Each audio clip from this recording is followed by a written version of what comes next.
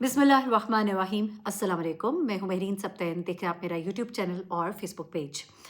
नाज़रीन, कराची में एक बड़ा ही खौफनाक वाक़या पेश आया है।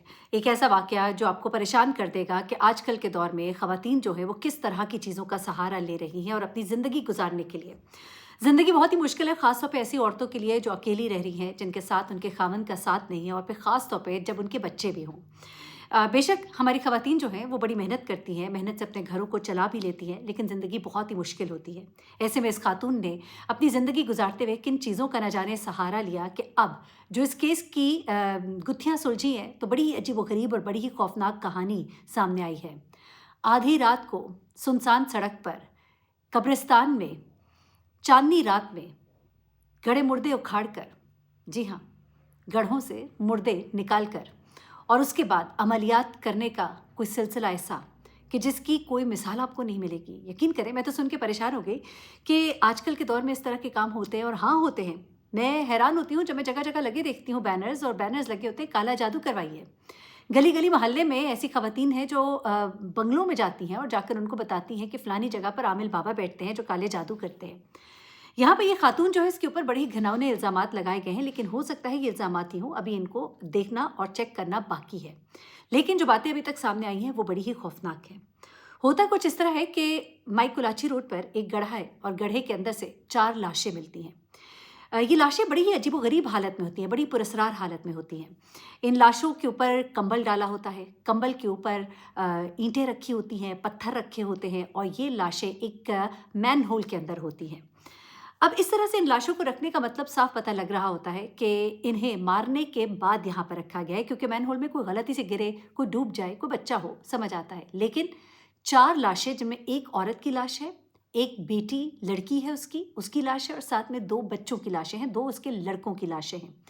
इन सब लाशों को जब देखा जाता है तो इन लाशों की हालत बड़ी ही खौफनाक होती है। जगह-जगह जिस्म पर तशद्दुद के निशानात हैं, खराशें हैं, खरोंचे हैं, और उसके अलावा इनके गले कटे हुए हैं।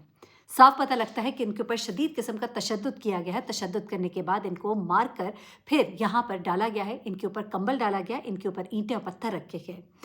आखिर ये सब कुछ किसने किया? पुलिस ने जब इसको फाइंड आउट करने की कोशिश की, तो सबसे पहले तो इन लाशों का सुराग नहीं मिल रहा था कि ये कौन है। लेकिन आपको मालूम ही है, आजकल थंब इम्प्रेशंस और इन चीज़ों से पता लग जाता है। टीवी पर जब खबर चली तो उसके बाद इसी लड़की की बहन और भाई जो हैं, उन्होंने पुलिस को अप्रोच भी किया। जब वो पुलिस के पास पहुंचे तो उन्होंने बताया कि हमारी बहन है, और 30 दिसंबर से इसके घर को ताला लगा था। हम कई बार इसके घर जा चुके थे, फ़ोन इसका बंद था, हमें कुछ समझ नहीं आ रही थी कि ये कहाँ है। हमने पुलिस में इसकी रिपोर्ट भी कराई हुई थी, और अब वो कहते हैं कि अपनी बहन की जब उन्हें लाशें मिली तो वो बहुत ही दुखी भी थे। इसके शौहर को जब ढूँढने की कोशिश की गई तो पता लगा कि वो घर से गायब है। लेकिन फिर इसी खातून के भाई ने बताया कि जो इनका शौहर है, वो इनको आज से 2.5 साल पहले तलाक दे चुका है। तलाक के बाद से ये खातून जो है अपने बच्चों के साथ उस इलाके में रहती थी, और एक घर में रहती थी। इसके 2 बेटे और 1 बेटी है, और इनको ये पढ़ा भी रही थी। ऐसे में उन्होंने कहा कि जब हमारा कई दिन राब्ता ना हुआ, हम इसके घर गए और हमें मालूम हुआ कि ये यहाँ नहीं है। बार-बार राब्ते के बाद भी राब्ता ना हो सका, और अब हमें इनकी लाशें जो है आप लोगों से मौसूल हो रही हैं। उसके बाद पुलिस ने अपना दायरा-कार वसी किया, और फिर ज़ाहिर-सी बात है, इनका जो तरीक़ाकार होता है किसी भी केस को सॉर्ट आउट करने का, जिसमें जियो फेंसिंग होती है, फ़ोन के कॉल रिकॉर्ड्स होते हैं, तो कॉल रिकॉर्ड में इस खातून के फ़ोन से एक नंबर मिलता है। ये नंबर एक शख्स का होता है, और उस शख्स को फिर पुलिस अपने तरीके से ट्रेस करती है। ट्रेस करके उसके गिर्द घेरा, तंग किया जाता है, और उसके बाद इस शख्स को गिरफ्तार कर लिया जाता है। जब इस शख्स को गिरफ्तार किया जाता है तो फिर इस शख्स से सवाल जवाब किए जाते हैं। पहले ये आएँ-बाएँ शाएँ करता है, उसके बाद पता लगता है कि आखिरी इस शख्स की जो कॉल की जो लोकेशन मालूम होती है, वो इस खातून के साथ मालूम होती है। यहाँ पर शक और बढ़ जाता है, क्योंकि इस शख्स के साथ ये खातून जो है मुसलसल राबिते में थी, और जो आखिरी दिन उसका भाई बताता है जब उसकी बात हुई है, उस दिन भी ये खातून जो है इस शख्स के साथ राबिते में थी।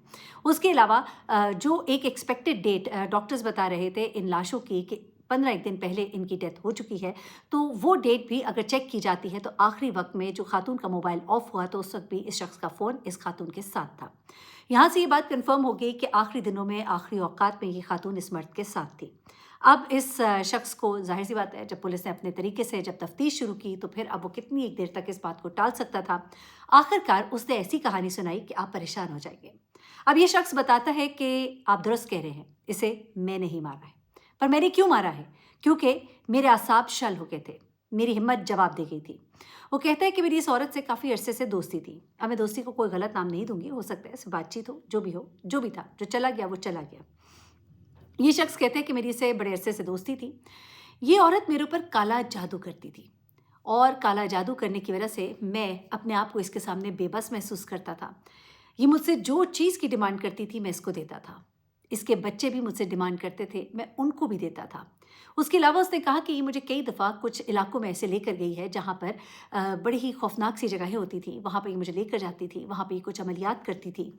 एक आध बार उसने ये भी बताया गालबन कि ये कहीं कब्रिस्तान में गए, आधी रात को, चाँदनी रात में इसने एक कब्र से कुछ मुर्दे भी निकाले और इसने हड्डियों के ऊपर कुछ अमल भी किया। ये अकेले जाने से कतरा रही थी, इसने मुझे अपने साथ लिया। उसके अलावा वो ये भी कहता है कि पीर के रोज़ जिस दिन इसने इसका कत्ल किया, तब भी ये उसे एक आमिल के पास लेकर गई थी। वो कहते हैं कि मुझे लगता था कि वो जहाँ मुझे लेकर जाती है उसके बाद मैं इसके इतने असर में आ जाता हूँ कि मेरे पास जो कुछ होता है मैं इसको दे देता हूँ। यहाँ तक कि इसके बच्चे भी मुझसे डिमांड करते थे और मैं उनको भी ना नहीं कर पाता था।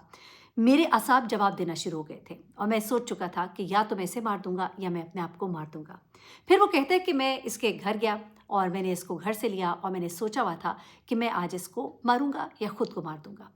ऐसे में वो कहते हैं कि घर में इसके बच्चे मौजूद थे। मैंने इससे माँ का पूछा, इसकी माँ आई बाहर, हमने एक जगह जाना था और वहाँ पर इसने एक आमिल से भी मिलना था। वही आखिरी दिन था जिसके बारे में इसने बताया कि हम दोनों गए और एक आमिल से जाकर मिले भी थे और वो आमिल काले जादू करता था, उसके पास हड्डियाँ पड़ी थी, बड़ा ही खौफनाक एक मंजर था उस घर का। और उधर से निकलते हुए मुझे ऐसा लग रहा था कि मैं अपने आप को तो नहीं मार सकूँगा, अब मैं इसको ही मार देता हूँ। इतनी हिम्मत मुझ में नहीं हो रही थी कि मैं अपने आप को मारूँ। मैंने इस औरत को कत्ल किया, मैंने इसका गला काटा, इसको मैंने मारा। मारने के बाद वो कहता है कि मैं इसके घर गया क्योंकि पुलिस ने पूछा ना कि तुमने इसको मार दिया, बस बात खत्म हो गई। वो कहते हैं नहीं, मुझे इसके बच्चों ने भी बड़ा परेशान कर रखा था। मैंने इन बच्चों को बहुत कुछ दिया था और अब मेरी बस हो चुकी थी। वो कहता है कि मैं उस घर में वापस गया, मैंने दरवाज़ा खटखटाया, बच्चे बाहर आए, मैंने एक-एक करके तीनों को बारी-बारी इनके गले काटे और हाथापाई भी हुई।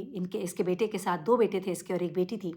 तो वो कहता है कि दरवाज़ा खोलने वाला बेटा था, मैंने सबसे पहले उसका गला काटा, फिर मैं अंदर गया, अंदर कमरे में एक बेटा लेटा हुआ था, उसकी बेटी थी, मैंने पहले बेटी को मारा और सबसे आखिर में मैंने इसके बेटे को मारा और मारने से पहले मुझे उसे काबू करना पड़ा, तो वो जो ज़ख्मों के निशानात हैं वो उसी सिलसिले में हैं। उसके बाद वो ये कहते हैं कि मैंने इन तीनों को फिर लिया और उसके बाद मैंने इनको माइकोलाची का वो जो गटर था यानी मैनहोल था, वहाँ पर मैंने जाकर इन तीनों को रात के अंधेरे में फेंका। फेंकने के बाद इनके ऊपर कंबल रखा और ईंटें रखी और मेरा ख्याल था कि इनका किसी को पता नहीं लग पाएगा और इनके फ़ोन जो हैं वो मैंने कहीं फेंक दिए। अब पुलिस ने इस शख्स को गिरफ्तार किया है। इसकी ज़हनी हालत जो है उसका भी अब अंदाज़ा लगाए जाने की कोशिश की जा रही है। ज़ाहिर-सी बात है डॉक्टर्स जो है उसका एनालिसिस करेंगे, कितना एक को सच बोला है, कितना एक को झूठ बोला है, ये काले जादू का क्या मामला है, क्या ये कोई नफ्सियाती मरीज़ है या नहीं है। अलबत्ता खातून के अहल-ए-ख़ाना, उसके बहन-भाई का कहना है कि ये सरासर झूठ है। उसकी बहन कहती है कि मेरी बहन बिल्कुल भी काले जादू नहीं करती थी, एक अच्छी और नेक औरत थी। एनीवे फ़ोन पर वो उससे राब्ते में थी और इसी बुनियाद पर इस शख्स को गिरफ्तार किया गया। एनीवे इस खबर की जो भी मज़ीद डिटेल आएँगी मैं आपके साथ ज़रूर शेयर करूँगी। अपना बहुत ख्याल रखिएगा, दुआ में याद रखिएगा। अल्लाह हाफ़िज़।